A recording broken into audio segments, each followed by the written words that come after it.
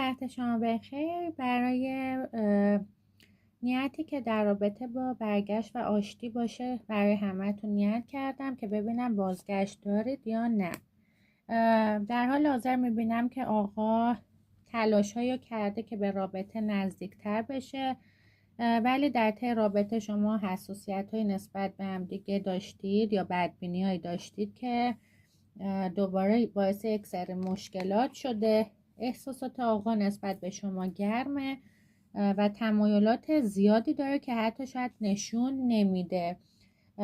در حال حاضر داره به تماس و پیام فکر میکنه، دو دله که به شما پیام بده یا نه. از لحاظ روحی خیلی اعصابش خرابه، به هم ریخته است. شما انگار چشم انتظاری واسه بازگشت این آقا و میخوای جایگاه خاصی تو قلبش داشته باشی. یه مقدار آقا حالت لجبازی رو داده، ولی این که بینتون تلفن و پیام و تماس حاصل میشه و دوباره توی رابطتون تعادلی که به وجود میاد. ایشالا طی 2 تا 7 روز آینده موفق باشید. سلام، وقت شما بخیر. برای نیتی که در رابطه با برگشت و آشتی باشه برای همه‌تون نیت کردم که ببینم بازگشت دارید یا نه.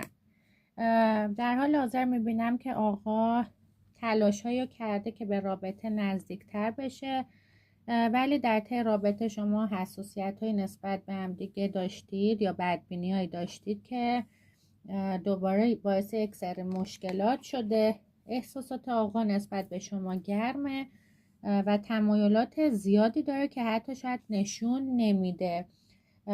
در حال حاضر داره به تماس و پیام فکر میکنه، دو دله که به شما پیام بده یا نه. از لحاظ روحی خیلی اعصابش خرابه، به هم ریخته است. شما انگار چشم انتظاری واسه بازگشت این آقا و میخوای جایگاه خاصی تو قلبش داشته باشی. یه مقدار آقا حالت لجبازی رو داده، ولی این که بینتون تلفن و پیام و تماس حاصل میشه و دوباره توی رابطتون تعادلی که به وجود میاد. ایشالا طی 2 تا 7 روز آینده موفق باشید.